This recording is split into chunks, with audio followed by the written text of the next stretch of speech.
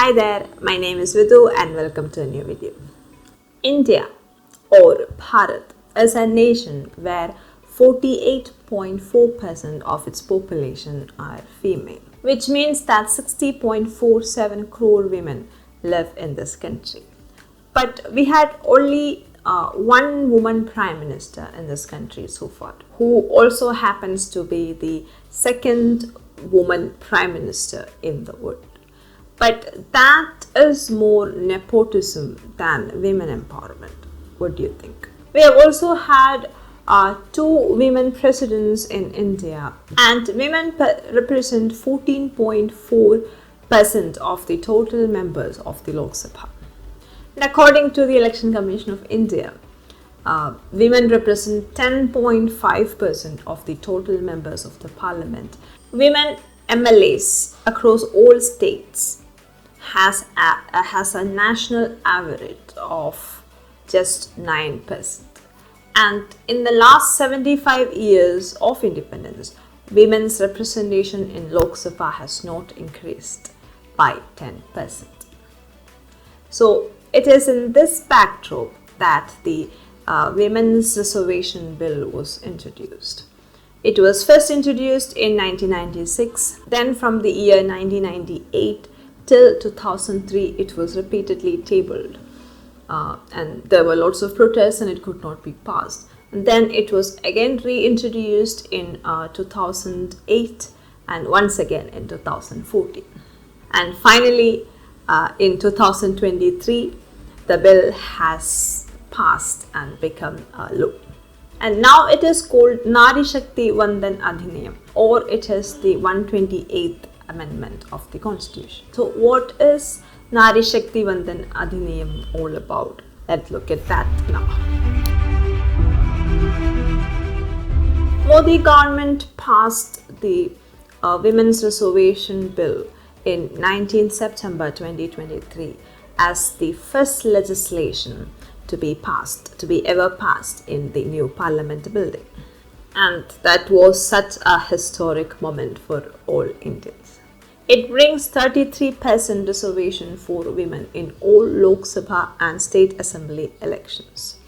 And it also extends to the quota reserved for SC/ST category.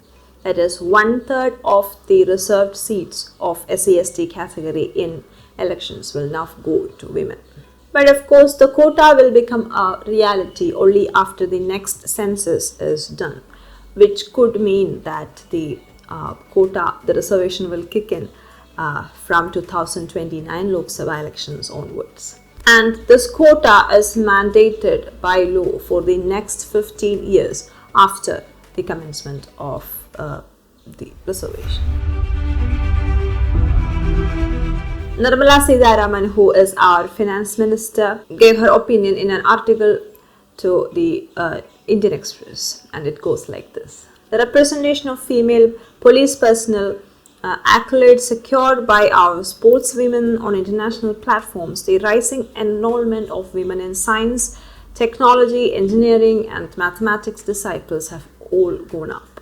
Since 2014, female participation in technical education, especially in the industrial training institutes, have doubled. About a quarter of space scientists in India are women, whose dedication and hard work has been instrumental in the nation's flagship space missions, including Chandrayaan, Gaganyaan and Mission Mars. Today, more women are enrolling in higher education than men in India.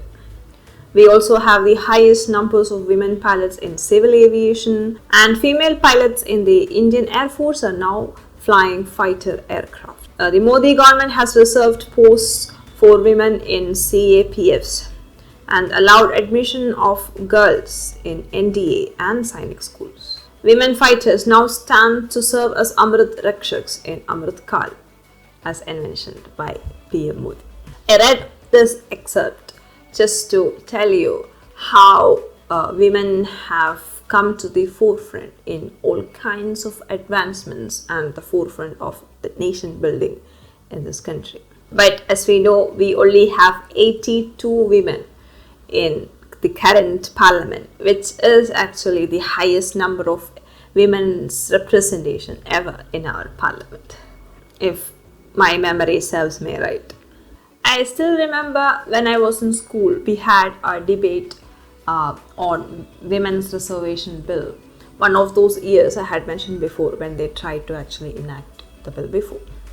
And one of my classmates, a guy, obviously it's a guy, argued against the bill by saying that women's reservation would only mean that women will be used more as decoys and puppets for men who are already powerful. By that, he actually meant that by enacting this bill, we would actually be undermining our democracy more, because it will become an opportunity for already powerful men to use puppets or decoys, women, to hold on to power for much longer.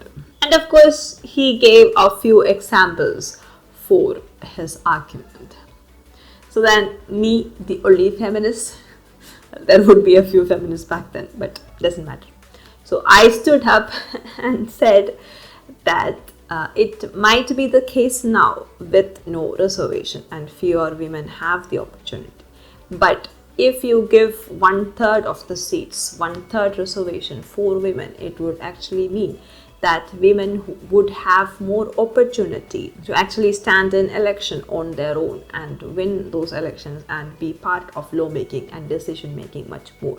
Statistically speaking, 33% reservation would open up the gates of decision making and lawmaking for women, rather than subverting democracy. But today we already have a legacy of incredible leaders who are women in this country, and they have the capability to lead this nation in the coming years. And placing them at their right positions is just a matter of time. And with this reservation, maybe the moment is near here. So what would a 33% quota look like? Well, a lot more leaders and international personalities emerging from our nation who are women. Just like Sushma Swaraj, Nirmala Sitharaman, Draupadi Murmu, Geeta Gopinath, and lot more of female CEOs and top positions held by women across the world. I also want to say Indira Gandhi, but she was tyrannical. We don't support tyranny here. It would still be up to the individual woman to build her life up and achieve her dreams and goals by herself. Nobody is going to come and make their life better for any reason. But we would have a lot more role models and inspirations to follow. And it would become much easier for women to succeed in this country in the future. Women and womanhood would become quite familiar in the legislative halls and in the process of decision making and lawmaking. And we would have a lot more inputs from women in our nation building process. And maybe some issues that women face in this world will be resolved. I don't count on it. Maybe they will give a lot of promises to solve women's issues now. I don't know. But since we know how democracy would work, I think it's just a slight probability that some issues women face will be resolved. But individual women will certainly be more inspired and motivated to solve their own issues and the issues around them in the future. That is for sure. And I think that is what matters the most. Not a helping hand, but realizing that we have power within ourselves. Like I said before, I used to be a feminist, but now I'm not a feminist. So I basically don't believe in the victimization of women, the systemic sexism and the systemic gender discrimination and patriarchal hegemony and whatnot. But yes, in India, women are not involved in the decision-making process as much they should be. And women have no say in anything economical in this country. I mean, just in my house, I cannot make any decisions and not say anything decisive when it comes to money matters. I mean, I do anyway, but people do not like it, I can tell you. that will change eventually. We will suddenly have much more representation and much more power in our hands.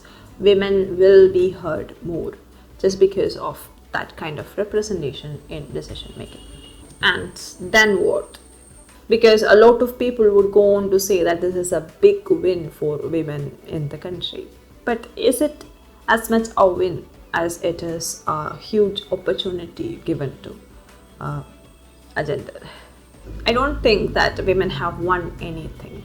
It's more of an opportunity which brings a lot of challenges. We really have to understand if the women in this country are equipped to make the right decisions and to take the nation forward in the coming years if they got in power. So I think that the reservation represents an incredible opportunity for women to do a lot of good in the society and for our nation. So the question is, when we are given that power, are we going to use it to better humanity, our nation and the world? Or are we going to use it for selfish, narrow-minded things and then complain about all the other things that are bad with the society and culture that put women down? Maybe a little cynical, yes, but in the age of feminism and radical movements, don't you think that it is a pertinent question to ask? What do you think about the Women's Reservation Bill, and how would it look like in the future? Please let me know in the comment section, and if you like this video, hit the like button, share with other people, and don't forget to subscribe for more content like this. Thank you and have a great time. Hi guys, and here is the first book I have written, Life in a Ziploc Bag. It's the story of 4 teens living in a city and the impactful reality of modern life, where we often chase love, intoxication and adventure. Does it seem like a story that you would be interested in? If so, please check it out on Amazon or Flipkart. And it's also available for direct buying from the publisher itself. All these links are given in the description. Grab your copy now. Thank you.